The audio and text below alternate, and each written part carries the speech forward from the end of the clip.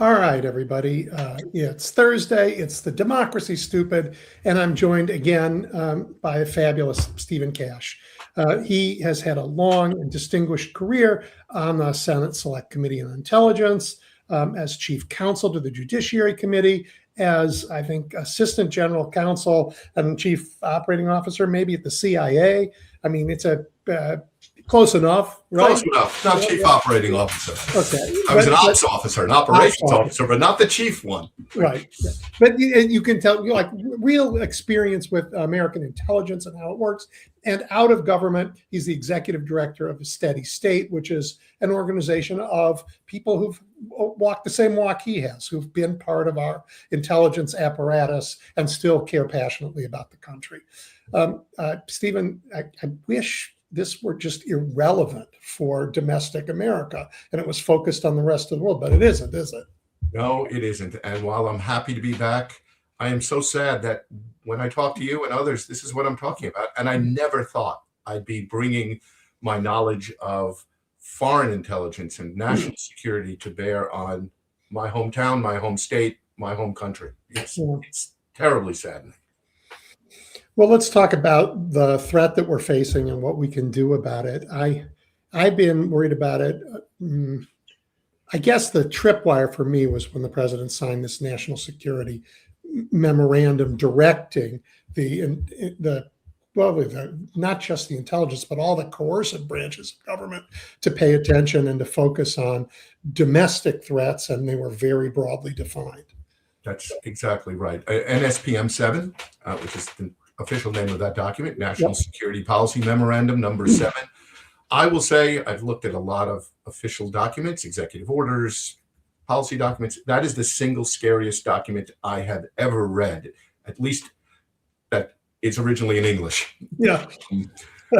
And it's as bad as you say. It's a fundamental change in how Americans relate to our government and the executive branch. It turns us, or at least those of us who have differing views on everything from the role of the family to the way immigration should be handled to how gender identification should be looked at. Well, if you don't agree with President Trump and his cronies, what that memorandum basically says is you are the enemy. And he's backed it up with his actions. And I it's interesting. You use the word the coercive parts of the government, and you're referring to the people with guns, badges, and spy tech. The NSA, the CIA, the FBI, the Department of Justice. But if you look at what's happened since and maybe even the IRS, coercive has expanded. The FCC, for instance, we're seeing just in the last week, ABC is pushing back, is one of the coercive branches. You criticize the president, we're going to take away your licenses. The aspects of American industry are the target of things like we are going to take over equity in your company because you make chips. So we can have an ownership interest in the means of production. And I'm laughing as I say it because you're telling us the communist means it sounds awful Marxist to me, but I have to say, since NSPM 7, the coercive aspect of what the government does and can do has expanded to a level that I think marks and matches in many ways what we've seen in communist countries. And I mean real communist countries, not sort of kleptocratic Putin, communist maybe, but more likely just authoritarian. We're sort of heading down that road of complete executive branch control of every aspect of our life, including our economy and how we think, how we speak, when we talk, when we write, everything. What you and I are doing right now falls squarely into NSPM 7. I mean, the president ordered signs outside of the Smithsonian to say what you would beware when you walk in here. What it's going to tell you is fake. And this is all part of, we're going to talk about these threats and why America is different, both in terms of the threats and in terms of our resilience. But one of the things that protects us is a memory of the fights for freedom that we have had in our country that they don't want us to remember. You are exactly right. And in some ways, the imperfections in America, and we are an imperfect nation. Not that any nation has been perfect, Right. but there are black spots in our history. There are dark days in our history, and some of them have not been completed. They're still dark. And I can just speak to the civil rights movement, Jim Crow, not letting women vote, slavery, the anti-communist movement of the 50s and McCarthyism. I can go on and on. But in some ways, the strength, the really great stories out of America are overcoming them, addressing those imperfections. And that's what they want to take out of the Smithsonian. And that I alluded to the FCC going after ABC. And I only did that because it's one of many illustrations, but it happens to be in the news now. And if you look at what the FCC commissioner said, it's almost exactly what's on the Smithsonian side. It's ABC's is giving Americans news that the FCC has decided is false, is, as he put it, and I'm now quoting him, what is usually called fake news. And because of that, we're going to stop them from speaking, writing, broadcasting to Americans in the way they're going to try to stop you from visiting the Smithsonian Museum of American History or any of a number of museums and learn about the good, the bad, the triumphs and the failures of American history. You are not allowed to know that. What you need to know is what the president says about it, which is usually he's the greatest president since George Washington, probably better. And this is the, quote, golden age. If you don't agree with that, you're in trouble. So specifically about our history, they don't say there wasn't slavery in America, but what they don't want us to know is that we have any power to change it. They don't want us to study that the people who were most impacted most stood up and taught the rest of us what it means that all are created equal. They don't want us to feel like we have a chance to change what he wants to do. Oh, that's the part that he wants us helpless about. You're absolutely right. And there's many effects, intended effects of a whitewashing, a destruction of history. Mm-hmm. Yeah, I think it's pretty hard to ignore the fact that slavery existed. It isn't hard, as has happened in our history and is happening now, to recast it as slavery was actually sort of a happy time with people who had the privilege of coming from Africa through a immigration. They got free boat rides across the Atlantic, introduced to Christianity, and they got to sing and dance under the wonderful guidance of plantation owners. I mean, that's the story that's been told frankly, in most American high schools up until certainly the 60s or 70s. And that's the story they want us to return to. But, there are many effects of getting rid of history. It is both elevates those in power by making them the natural climax of a story of inevitable triumph, mm-hmm. but it also weakens us. It takes away from us agency. It takes away from us a ability to look back and see where we can triumph. You and I, before we started talking, we're talking about bleak times. And I have to say, one of the things that keeps me getting up in the morning and not keeping my head under the covers is a knowledge that the nation has faced bleak times. We have fought fascism in Europe. We've got through a civil war. We have taken tremendous strides in not leaving behind, but addressing slavery and then its after effects. And that makes me think we can get through this too. No, and Americans want to. I have no doubt that Americans want to get through it. I saw it in Chicago when ICE was here. I saw it in Minneapolis when ICE was there. I see it around data centers all over the country. Americans have figured out in this second Trump administration, where he has consolidated more power than any president has ever had in our history. During the time he's done that, Americans have also learned to fight back. And I'm very proud of that, but it will be enough is the sort of terrifying question for the next few months.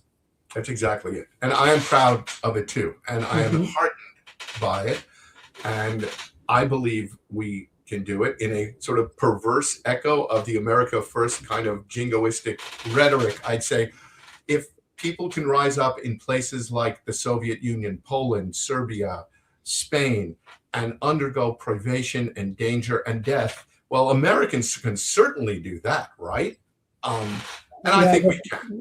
The scary thing about all those examples is Franco was there for 40 years or something like that. The Soviet Union was there for 70 years or something like that. The mullahs in Iran have been there for 30 or some years more, right? I mean, so the amount of pain that people take before they're able to throw this off is far more than I hope we ever have to go through. I hope you're right. And it's not only the time, it's the amount of pain. And Americans, I think what we saw with ICE, it's sort of a quantum leap from they're not being nice to me and they're bullying. They shot people. We are seeing people shot by the paramilitaries.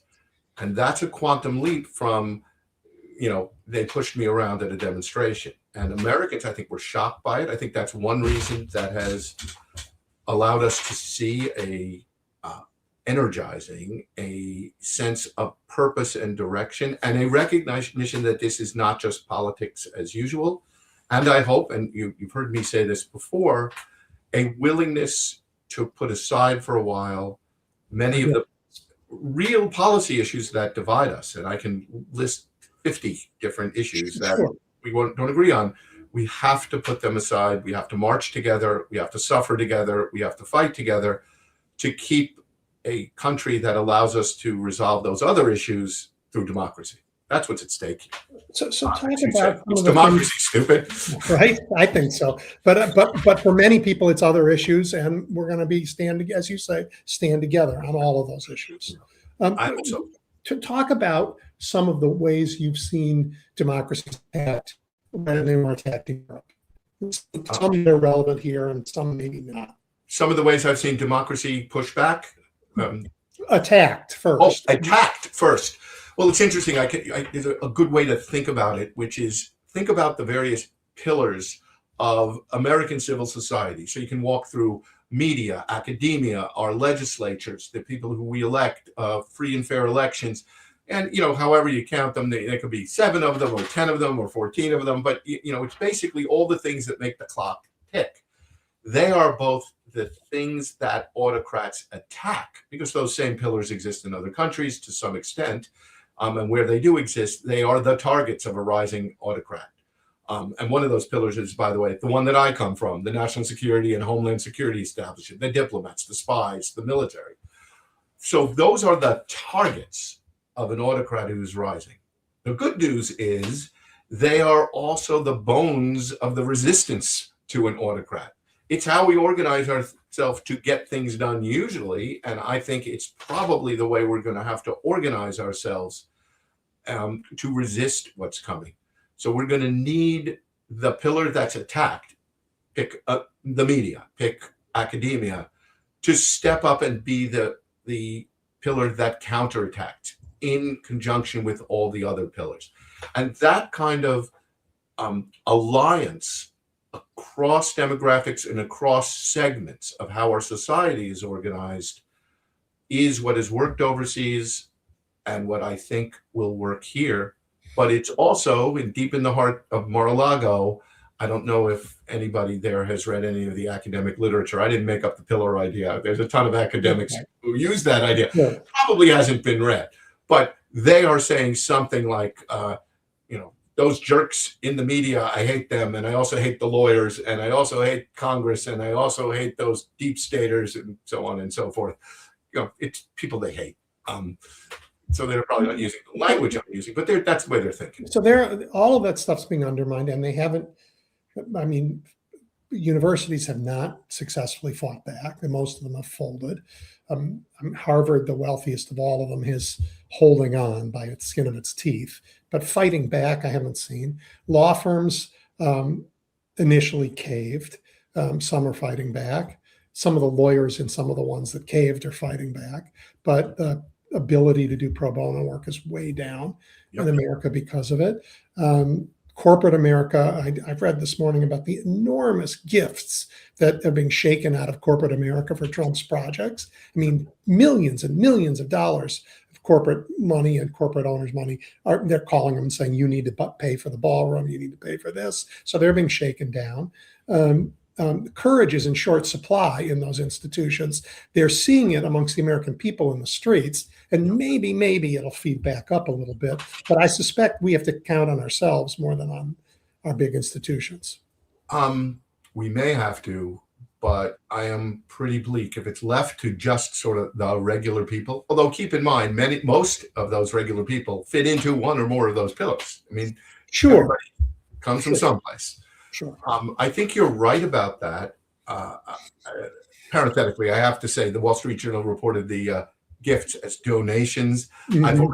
I've tweeted a little bit about wrong word, although mobsters often use that too. And in fact, there's a great quote from The Sopranos where Tony Soprano is talking about a donation. And he means it's extortion. He's talking about somebody trying to extort him, actually. But yeah, that's what that means. And shakedown's exactly the right word. Those aren't gifts. But I think what you're seeing there, and this harkens back to something you started talking at the top of the hour, which is the failure of imagination. Let me pick on the business community. I think what they're thinking is very short term. Well, the guy seems pro-business, taxes are going to go down, that's going to increase my profits this quarter, this year, maybe even next year or the year following. What my group is looking at is what have we seen of the business community overseas? And I'm using this as just one example, but I think, for instance, academia did the same thing. This too shall pass. Well, in fact, when autocrats rise, originally in places like Russia, there's a lot of support from the business community. It's often very helpful. Some of them believe they can compromise or even manipulate the rising dictator. In the end, they end up getting thrown out of windows. You don't keep your board seat. Now, what's particularly interesting in the United States, and this is why we're a little different and more dangerous for the business community, at least in a place like Russia or Serbia, if you are a business leader, you've spent your entire life working in a semi-corrupt or corrupt, you're probably pretty good at the corruption. You may not be able to pass Harvard Business School and get good grades because you probably don't understand a lot about technical finance, marketing, managing or free market, HR, free markets and regulation, but you do know how to bribe, extort, and break knees. But the problem with American business, all those business leaders have great degrees. They're very good at what they do. Put aside what people think of the business community. If they make widgets, they're probably pretty good at making widgets and they understand the regulation of widgets and how to get financing for widgets. But they're going to really, really fail at managing a widget business in a Trumpian autocracy when the currency isn't widgets, it's bribes, it's extortion. They have no skills in that. They're not going to have those board seats because, frankly, they're not qualified for it anymore. And that applies all the way through.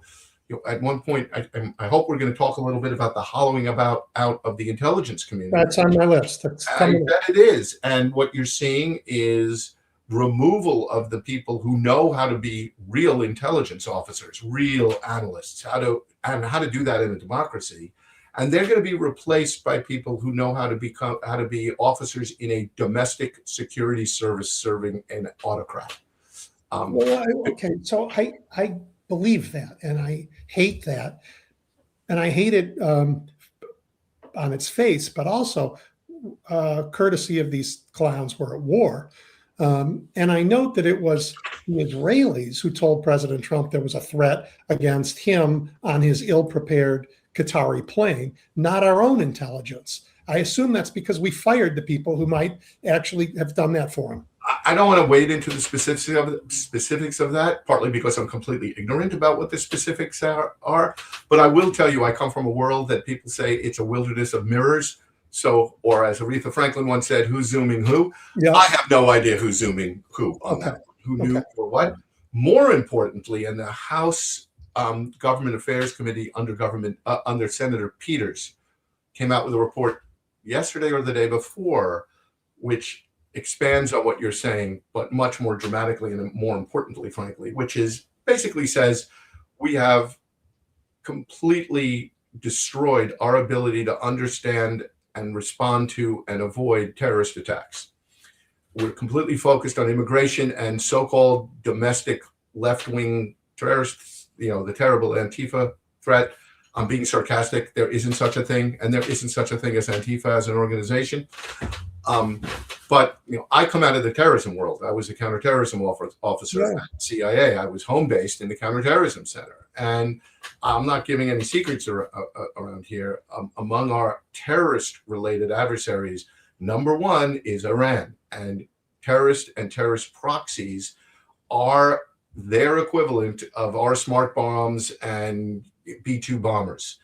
They're very good at it. They're very aggressive. I am not seeing any classified information now, none. But here's my back of the envelope assessment, and I wasn't an analyst either.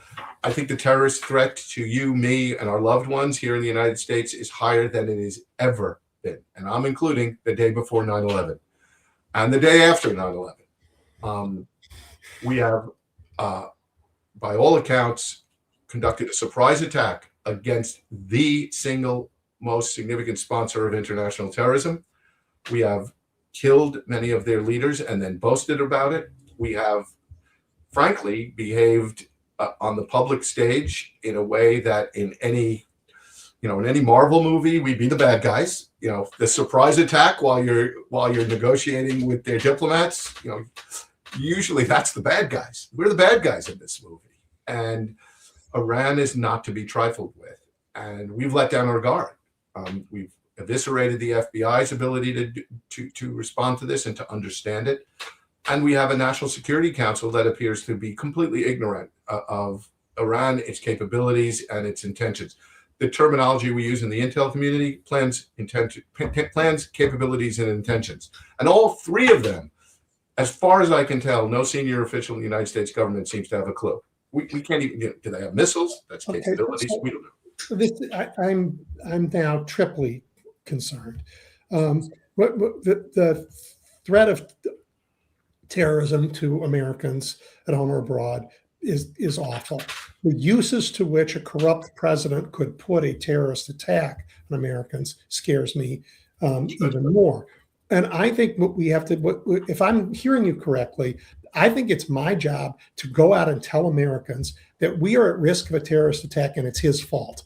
And if there is one, and he says we can't have elections because there's a terrorist attack, we have to have elections to throw him out, or there will be another terrorist attack. I mean, we really, truly, you talked before about, well, I guess it was before we were on the air, about what he might do to stop an election, but a terrorist attack would give him some grounds to try. Right. And he doesn't even need a terrorist attack. He just has to announce the imminent terrorist attack. And it will scare the hell out of people. And look, there's a history about this. The Reichstag burned for that reason. That was sort of the point of that fire. And he won't have to burn it himself, because we have plenty of real enemies overseas, which, if you want to be cynical, he seems to be doing everything he can to antagonize and not effectively cabin and restrain. Yeah. And let me just add to troubles here. One of the strengths we have had against terrorism, against foreign enemies, against any crisis, is a fundamental trust in our presidents and in our executive branch agencies. So up until now, I would say if the president announced we're under threat, I'm taking cover. That's gone. The trust is gone. So, it's a little bit of a boy that cries wolf problem. Are we ever going to be, in my lifetime at least, restore the trust in the president if it's a real threat? What if they do uncover intelligence that the Iranians are, in fact, planning an imminent terrorist attack, and the president goes on TV and asks us to do something, shelter in place, whatever it is? More than half of America thinks he lies all the time. Why? Because he lies all the time. What are we going to do?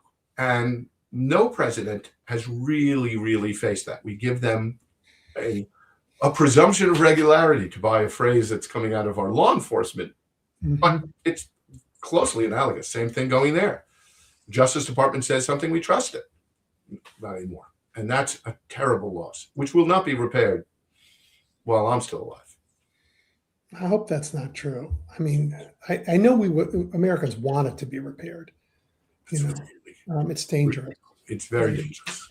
I hope it can be repaired too. I probably, again, a little bit bleakness, but time is ticking, and it's. What is the threat posed by Americans who've been told by the president, if you do anything for me, I'll pardon you.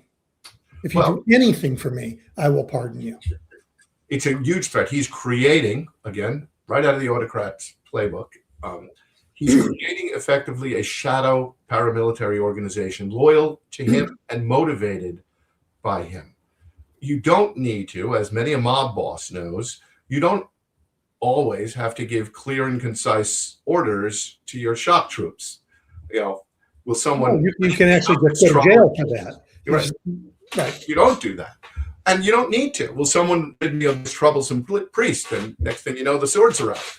And, couple that with a tremendous effort to give them a lot of money, to make it easier for them to acquire arms, to praise them in words that allow them to believe they are not only a loyal paramilitary, but a loyal patriotic paramilitary.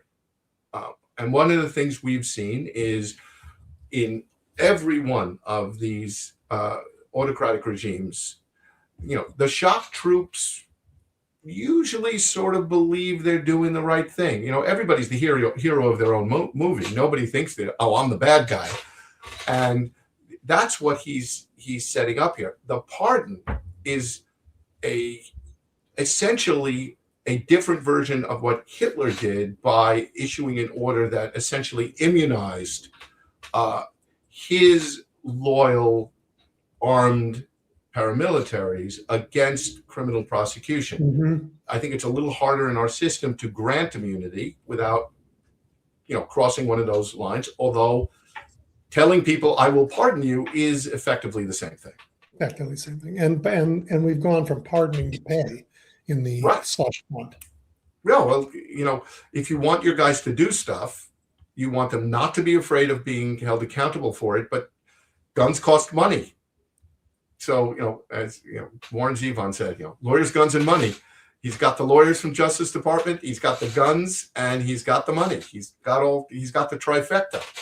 All right. So what do you recommend for us to protect our the possibility of having elections that are free enough and fair enough and count enough to matter in the midterms?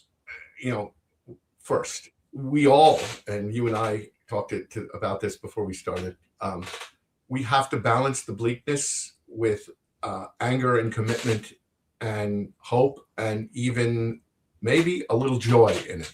And that sounds a little crazy. I love this fight, Steve. I say to young people who put their head on the table and start to weep, you are very lucky to live in a time where what you do matters. You do matters. What I tell college students is this is your moment. This is it. We all have fantasized, what would I have done in 1941? Would I have gone to war? Would I have been landing on a beach in D-Day? Would I have enlisted after Pearl Harbor? There's your chance. Would I have marched with the civil rights movement? Would I have been a freedom rider? And I'm talking to, white upper middle class people here. Yeah. If you were black at Jim Crow theft, you didn't really have a choice. But what would I have done? That's one of the great fantasies of modern American life. Well, it's here. It's not a fantasy. The hypothetical is real. What would you do? Second, we have to create those links across groups. We have to be willing to talk to people that we normally wouldn't. I was on a podcast the other day, and I must admit it filled me with happiness. Its tagline was unabashedly leftist. It's an Indiana podcast called Who's Left? HOOS. Get it? Yes. And, it was really clear that the host, who was great, by the way, disagreed with almost every single thing I've done in my professional life. But we both agreed that we have to preserve American democracy, and I was happy to be on his podcast. Yep. And he was happy to have me. We need to do that. We need to think about those people. We need to seek them out. We need to be ready to march next to them. Third thing, we need to get smart. Messing around with a government like ours, it's pretty complicated, and you can't do it without understanding it. I think we talked about this when I was last on. Most Americans don't know much about how American democracy works. We don't teach civics anymore in any of our high schools. I'm only a bill up on Capitol Hill as far as we get, so a singing cartoon. We need to study, we need to learn, we need to read. That's one of the things my organization tries to do through our social media, through our website, through our writing. And then we have to take that organization. We need to vote, vote, vote. And I'll add one thing which overlays this and is related to all of this. For the first time in my lifetime, we have to think hard about being willing to take risk. Getting involved in American politics is not risk-free anymore. It never was in my life. You want to vote, you want to speak, you want to go to a demonstration, you'll be up all day in the sun and you may get heat stroke. But, again, unless you were marching in the South during the Civil Rights Movement, nobody was going to hurt me. I grew up in a nice suburb of New York. I wasn't going to lose a job. There are risks here, and we got to be willing to take them, and we got to be willing to protect the people marching next to us, some of whom are taking more risk. I can take a certain amount of risk, but I have a pension, and I got health care, and I live in a nice neighborhood, and I'm an old white guy. But there are people who are going to be marching next to me who don't have all that, and I got to share their risk. It's hard to do. It's hard to do. It's essential right now. We are all in this boat together. Absolutely. Yeah. And I'd add, what you're doing is, this is so important, is getting the word out, convincing people that this is important, this is now, this is your moment, this is real. This isn't politics as usual. This is not just sit and watch it on the news and then watch football this weekend. That's absolutely right. All right. Well, I tell people who want to find you on social media and go to your website, what they'll find there. Yeah. Thank you for letting me do that. And I'll admit, we're so bad at the social media. We have a bunch of wonderful fellows, and we're hiring some new ones. So look on LinkedIn. But here's what they've told me. We're on all of the major platforms. We're on Twitter. We're now called X, obviously. We're on Blue Sky.